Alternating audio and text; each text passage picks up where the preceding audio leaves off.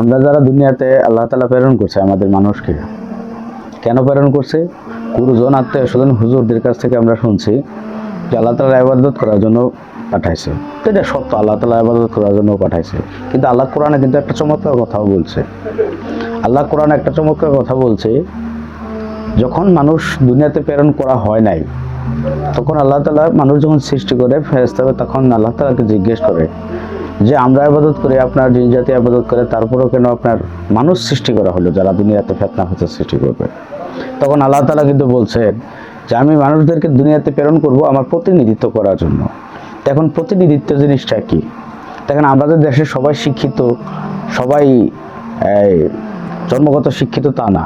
অনেকের সুযোগ হয় না লেখাপড়া করার জন্য, অনেকের অক্ষর জ্ঞানহীন, আবার অনেকে অক্ষর জ্ঞানের দম বয়ে ভরা। দুই শ্রেণী মিলে আপনার কিন্তু প্রকৃত অর্থ তালাশ করি না, খুঁজি না, বুঝি না। তা আসলে প্রতিনিধিত্ব বিষয়টা কি? আমরা দেখেন একটা জিনিস, ধরেন আপনার বাড়িতে একটা বিশাল আয়োজন করছেন, মিলাদ মাহফিল বা অনুষ্ঠান, বিয়ে বাড়ি আয়োজন করছেন, সেখানে একজন এমপিকে দাওয়াত দিচ্ছেন। তো এমপিকে দাওয়াত দিচ্ছেন, এমপি আসবে, সেই অনুপাতে আপনি তার জন্য আয়োজন করছেন, একটা বিশেষভাবে আয়োজন করছেন। পাড়ার ময় মুরব্বী, তারপর আপনার গণ্যমান্য ব্যক্তিদের বলছেন যে আজকে এমপি সাহেব আসবে। তো তারাও অপেক্ষায় থাকবে তার জন্য, তাকে শুভেচ্ছান্ত জানানোর জন্য। তো এক পর্যায়ে দেখা গেল এমপি সাহেব আর আসে নাই, কিন্তু এমপি সাহেবের বদলি একজন পাঠাইছে। যে যে এমপি সাহেবের বদলি যে পাঠাইছে সেটা হলো প্রতিনিধি, এমপি সাহেবের প্রতিনিধি। তো এমপি সাহেবের প্রতিনিধি আসছে, এখন আপনি কি এমপি সাহেবের প্রতিনিধিকে কম সম্মান করবেন? অবশ্যই না। কারণ এমপি সাহেবের প্রতিনিধিকে কম সম্মান করা আর এমপি সাহেবকে কম সম্মান করা একই কথা। সেই হিসাবে আপনি কিন্তু এমপি সাহেবের প্রতিনিধিকে বরণ করবেন, তাকে লাল গালিচায় আনবেন, ফুল মাল্যদান করবেন, এলাকার ময় মুরব্বী যারা আছে তাদের সাথে সাক্ষাৎ করাবেন। তারা দেখা গেছে কথা চলে, এলাকার যত সমস্যা আছে তার কাছে বলবে। আবার এমপি সাহেব কি প্রতিশ্রুতি দিচ্ছে এলাকার জন্য, সেটা হুবহুব প্রতিনিধিতা ব্যক্ত করবে, সেটা আপনাদের সামনে বলবে। দুই চার কথা ভাষণও দিতে পারে। আবার এমপি সাহেব যেভাবে খাওয়া দাওয়া করবে ঠিক সেভাবে ভোজন করবে, আপনারাও সেভাবে খাতির যত্ন করবেন। আবার কি পরিমাণ উপহার দিবে, এমপি সাহেব যেই তার ওজন অনুযায়ী যেমন উপহার দেয় ঠিক এই অনুপাতে উপহার দিবে।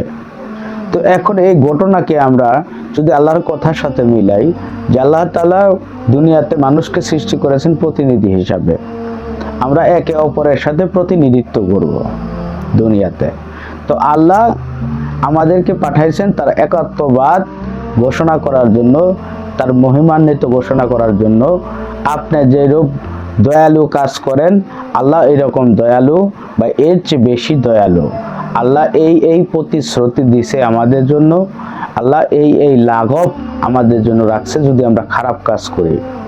যদি দুনিয়াতে ভালো কাজ করি তাহলে আমাদের জন্য বেহেশত রয়েছে, কল্যাণজনক রয়েছে এবং বিশেষ সুবিধা রয়েছে, আল্লাহ তাআলা সুবিধা দিবে।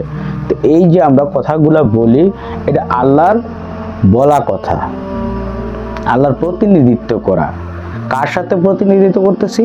একে অপরের সাথে, ধনী গরিবের সাথে, গরিব ধনীর সাথে, ভালো মন্দের সাথে, মন্দ ভালোর সাথে। এখন কথা হচ্ছে আমরা প্রতিনিধিত্ব যে আল্লাহ তাআলার করি, এই কথাটা কালের বিবর্তনে, দিনের বিবর্তনে, হাজারো কথার ভিড়ে এই কথাটা আমরা ভুলে গেছি যে আল্লাহ তাআলা মানুষকে সৃষ্টি করছে প্রতিনিধি হিসাবে, যারা আল্লাহ তাআলার একাত্মবাদ ঘোষণা করবে।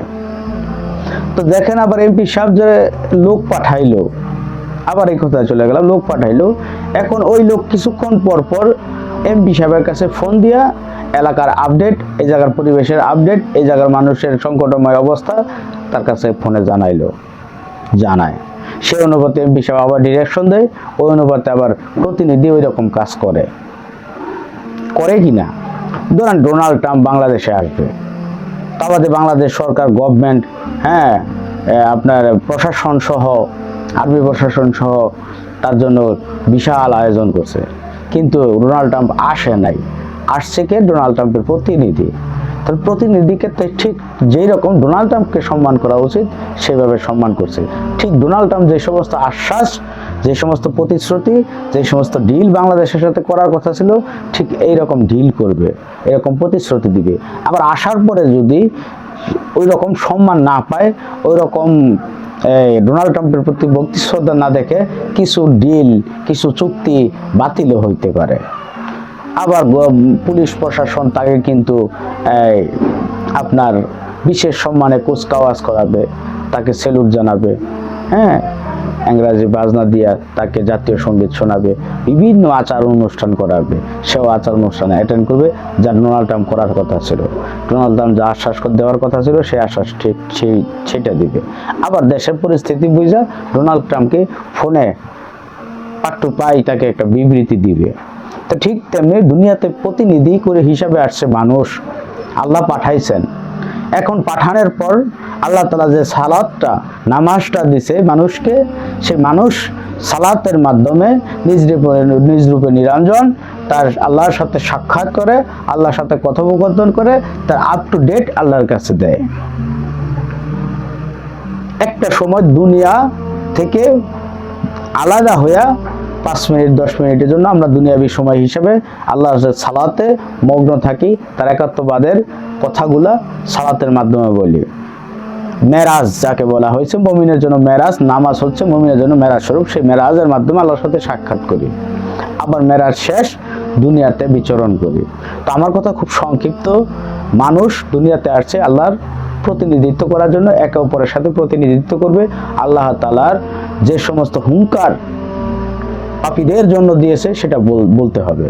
আবার আল্লাহ তাআলা মুমিনদের জন্য, নেককার বান্দাদের জন্য যে সমস্ত আশা, পরকালের জন্য যে সমস্ত ভালো ব্যবস্থা, বেহেশত এবং সম্মানজনক স্থান রাখছে, সম্মানজনক ব্যবস্থা রাখছে, তা বলতে হবে।